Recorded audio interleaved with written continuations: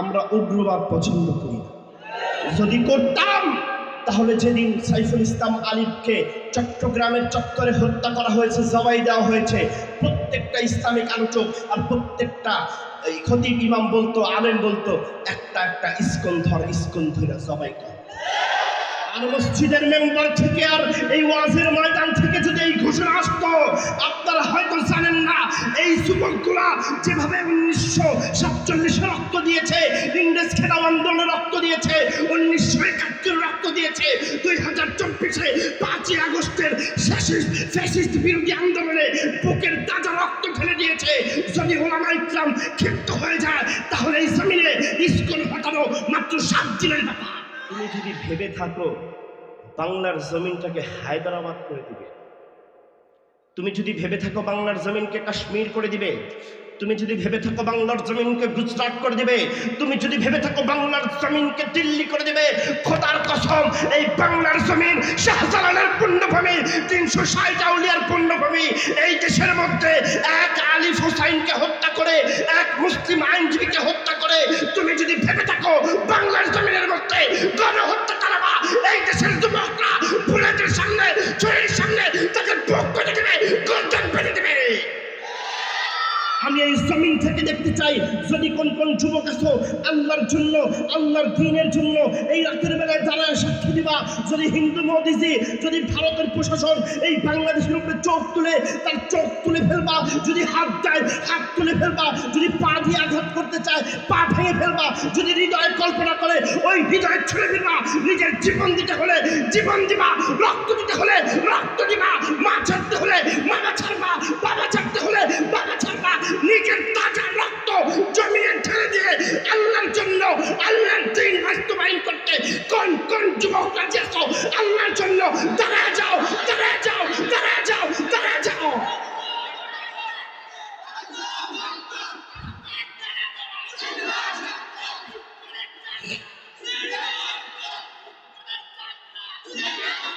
থামেন, হাত দুইটা উঁচু করেন দাঁড়ানো অবস্থায়। এবার তাকবীর দেব। ভারতকে ভয় পাই না, যদি এই জীবন যায় আরো হাজার রাহাত হুসাইন হাবিবি দাঁড়ায় যাবে, তবুও আল্লাহর জীবনে, আল্লাহর জমিনে আল্লাহর কথা হবে, রাসূলের কথা হবে, কোরআনের কথা হবে। ঠিক কি না বলেন মুসলমান? নারায়ে তাকবীর। ভারতের দেওয়ানেরা হুঁশিয়ার, সাবধান। ইস্কনের দেওয়ানেরা হুঁশিয়ার, সাবধান। সাবিলুনা সাবিলুনা, আল জিহাদ, আল জিহাদ। এক এক অ্যাকশন কসাই নদীর বিরুদ্ধে, ভারতের বিরুদ্ধে। নারায়ে তাকবীর। ইসলাম মুসলমানকে নিয়ে ষড়যন্ত্র হচ্ছে, কিভাবে ইসলাম মুসলমানকে দমিয়ে দেওয়ার জন্য পরিক্রান্ত চলতেছে, সেটা নাজমুল হক সাকিব ভাইয়ের আলোচনায় অত্যন্ত গুরুত্বপূর্ণভাবে ফুটে উঠেছে। দেখেন, এই দেশের মধ্যে ইসলাম সভ্যতা, মুসলিম সভ্যতা টিকায় রাখার জন্য আল্লাহ একটা সূরত দিয়েছে। সূরতটার নাম হলো জিহাদ। বলেন তো কি? ও বাবা, শব্দটা শুনেই মনে হলো কারো কারো কলিজা কেঁপে উঠলো, ভয় পেলেন। আচ্ছা, নামাজ কি? ইবাদত। নামাজ কি? ফরজ না ওয়াজিব না সুন্নত না নফল? আরো জোরে। ফরজ। রোজা কি? জাকাত কি? সব কিছু ফরজ এবং এগুলা কি? ইবাদত। এগুলা কি? দাওয়াত দেওয়া কি? আওয়াজ হয় না মুসলমান, আওয়াজ হয় না। দাওয়াত দেওয়া কি? নামাজ পড়া কি? ইবাদত। নামাজ পড়া কি? জিকির করা কি? দান করা কি? এই বাবা কথা বলবো, সবগুলো ইবাদত। ঠিক তদ্রুপ জিহাদ করা। আরো জোরে। জিহাদ জঙ্গিবাদ না, জিহাদ জঙ্গিবাদ, জিহাদ সন্ত্রাস, জিহাদ রহমত। সুবহানাল্লাহ বলেন। আলোচনা আছে, ধৈর্য ধরে বসলে মজা আছে, আলোচনা আছে, কিছু কথা হবে। শুধু একমাত্র যার জন্য, তিনি কে? আমার আল্লাহর নাম আরো জোরে, তিনি কে? জিহাদ রহমত। জিহাদ কি? জোরে বলেন। হুজুর প্রশ্ন, জিহাদ কাকে বলে? জিহাদ হলো আল্লাহর দিন বাস্তবায়নের জন্য আল্লাহর জমিনে নিজের জান মাল দিয়ে চেষ্টা করা। এবার কণ্ঠকে উঁচু করে বলেন, জমিন কার, আসমান কার, পাহাড় কার, সূর্য কার, চন্দ্র কার, তারকারাজি কার, নদী কার, সমুদ্র কার? যদি এই সব সৃষ্টি আমার আল্লাহর হয়, আল্লাহর জমিনে আইন চলতে চান, তিনি কে জোরে বলো? আল্লাহর আইন চলবে, এতে কোনো সন্দেহ? জোরে, এতে কোনো সন্দেহ? মানব রচিত আইন কখনো মুক্তি দিতে পারে? আরো জোরে, পেরেছে? এই স্বাধীনতার ৭১ বছরে পেরেছে, ৫১ বছরে পেরেছে। ৭১ থেকে ২৪ মুসলমান আজ পর্যন্ত বলতে পারবে আমরা অমুক সনে ভালো ছিলাম? আওয়ামী লীগের সময়, এই জোরে বলেন, আওয়ামী লীগের সময়, বিএনপির সময়, জাতীয় পার্টির সময় দলে দলে কোন্দল ছিল, মারামারি ছিল, রাহাজানি ছিল, চুরি ছিল। সাউন্ড কমলো কেন? চুরি ছিল, ধর্ষণ ছিল, গুম ছিল, খুন ছিল। এগুলোতে বোঝা গেল মানব রচিত আইন কোনোদিন মুসলমানদের মুক্তির পথ দ্বার খুলতে পারে? আরো জোরে, পারে? এজন্য আল্লাহর জমিনে আল্লাহর আইন প্রতিষ্ঠার দরকার আছে কিনা? জোরে বলেন, আছে কিনা? এই আল্লাহর জমিনে আল্লাহর আইন প্রতিষ্ঠা করার জন্যই আল্লাহ তাআলা জিহাদকে ফরজ করেছে। চিৎকার দিয়ে বলেন আল্লাহু আকবার। আল্লাহু আকবারের আওয়াজ পছন্দ হয় নাই? আমার নাম আল্লাহু আকবার এত জোরে নিবেন, আকাশ বাতাস ভূমি প্রকম্পিত হয়ে যাবে। শাহজালাল ইয়ামানির আল্লাহু আকবারের ধ্বনিতে যেমন গৌর গোবিন্দের রাজপ্রাসাদ ভেঙে গিয়েছিল, আপনার আমার জিঞ্জিরার মুসলমানের আল্লাহু আকবারের ধ্বনিতে নাস্তিক বেঈমান কাফেরদের অন্তরগুলো থর থর করে কাঁপতে থাকবে। চিৎকার দিয়ে বলেন আল্লাহু আকবার। এবার বোঝা গেল আমাদের মধ্যে ঈমানি চেতনা আছে। খুব বিচক্ষণতার সাথে, খুব জেহেন দিয়া বুঝেন, আল্লাহর জমিনে আল্লাহর আইন চলবে। আল্লাহ তাআলা আমাদের উপরে তাই জিহাদকে ফরজ করে দিয়েছে। আল্লাহ কি বলে? কুতিবা আলাইকুমুল কিতাল। এ বান্দা, তোর উপর নামাজ যেমন ফরজ, রোজা যেমন ফরজ, হজ যেমন ফরজ, যাকাত যেমন ফরজ, ঠিক তেমনি ভাবে জিহাদও আরো জোরে ফরজ। কিন্তু এই জায়গায় আমরা দুর্বল। এখন জিহাদ কিভাবে রহমত?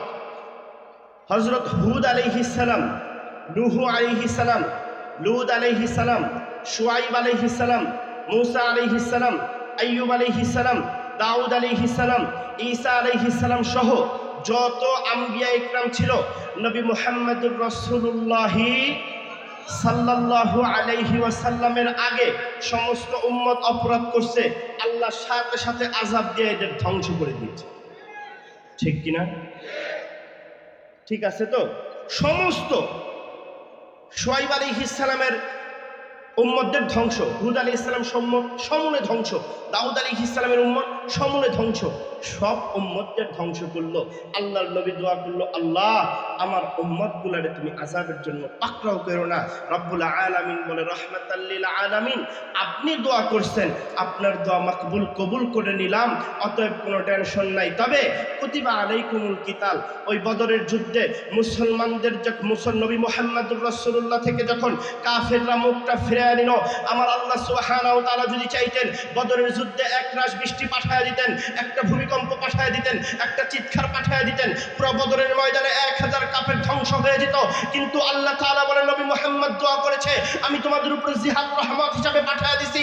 এই জন্য বদরের ময়দানে ওদেরকে ধ্বংস করি নাই, বদরের ময়দানে ওদেরকে সমূলে ধ্বংস করি নাই, আমি বদরের ময়দানে তোমাদেরকে জিহাদ করতে পাঠায় দিছি। আল্লাহর কুদরতি নাসরুম মিনাল্লাহ, আল্লাহর কুদরতি নসর দ্বারা মাত্র 70 জন শহীদ হয়েছে, বাকি 930 জন বাইচা গেছে। বলেন সুবহানাল্লাহ। হুজুর 930 জন বাঁচত, লাভ কি? এই 930 জনের মধ্যে অধিকাংশ পরবর্তীতে ঈমান আনার সুযোগ পাইছে। সুবহানাল্লাহ। বাইচা চলবে? খারাপ লাগে? কথা বোঝা যাচ্ছে? যেই মেসেজটা দিতে চাচ্ছি, মেসেজটা বুঝতেছেন? তাহলে এটা হলো রহমত। যদি বদরে 1000 ওই দিন ধ্বংস হয়ে যেত সমূলে, ওই 1000 কোনোদিন ঈমান আনার সুযোগ পাইত? মরার পরে জাহান্নাম ফ্রি। জাহান্নাম কি? হ্যাঁ জোরে বলেন না, জাহান্নাম কি? এতে কোনো সন্দেহ আছে নাকি?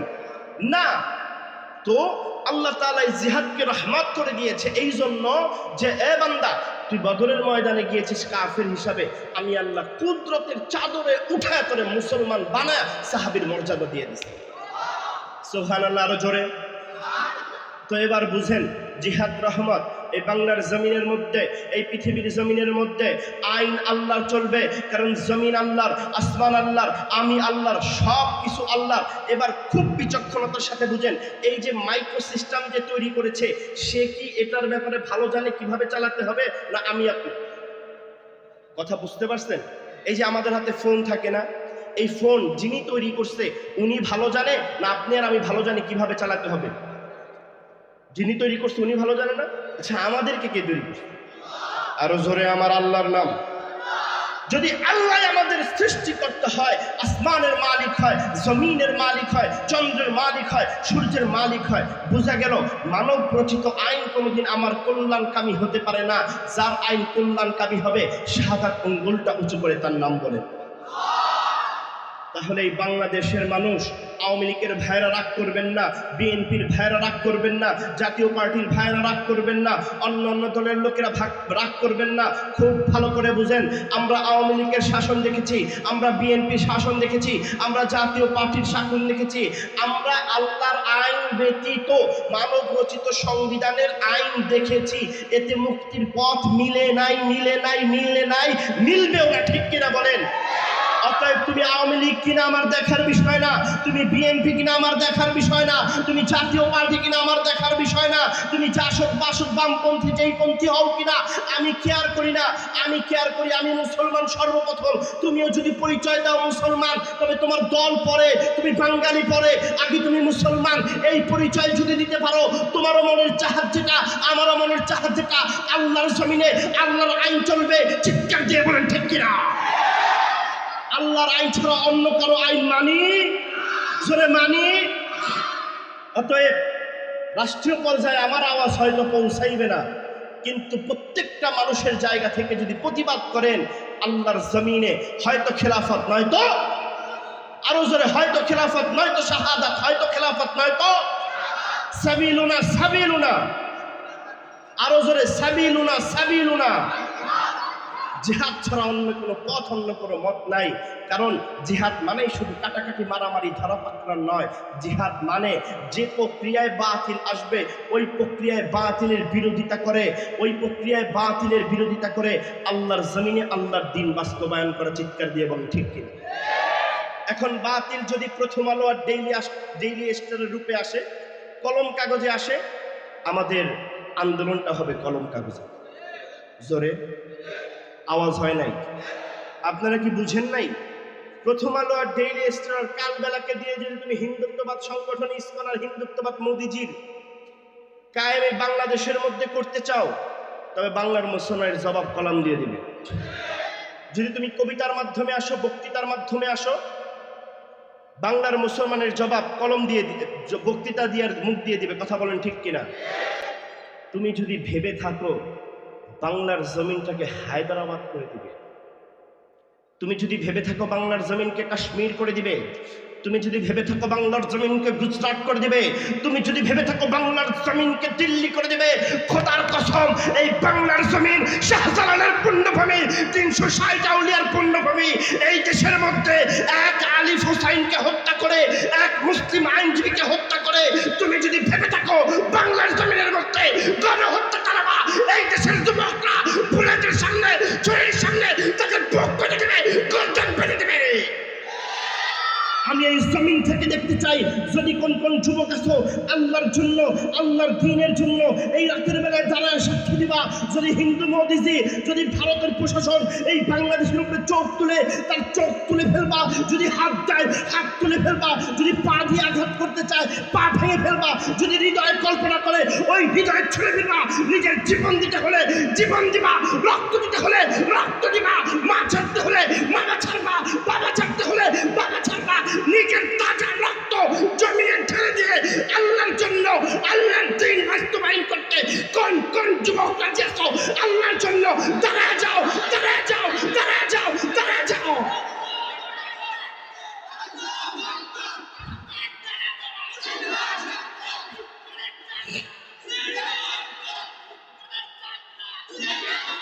থামেন, হাত দুইটা উঁচু করেন দাঁড়ানো অবস্থায়। এবার তাকবীর দেব।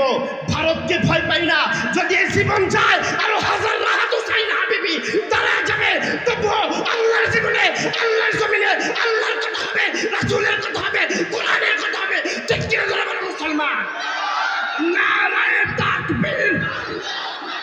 ভারতের দেওয়ানেরা হুঁশিয়ার, সাবধান।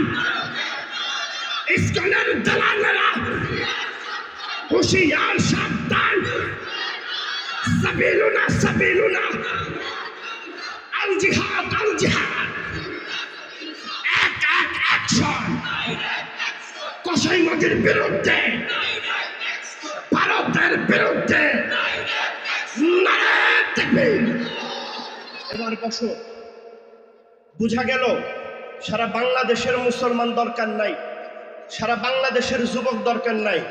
যদি আমার জিনজিরার যুবকগুলারে শুধু অনুমতি দিয়া দাও ভারতের বিরুদ্ধে লং মার্চ করতে, ওই বর্ডার ক্রস করে, যেমন বিশ্বনবীকে গালি দেওয়ার জন্য 17 বছরের একটা যুবক ওর গর্দান উড়াইয়া দিছিল, ইসলাম কোরআনকে নিয়ে কথা বললে এই জিনজিরার যুবক তোমাদের হিন্দুত্ববাদের সংগঠনের ইসকনের নাম নিশানা জমিন থেকে নিভাইয়া দেবে।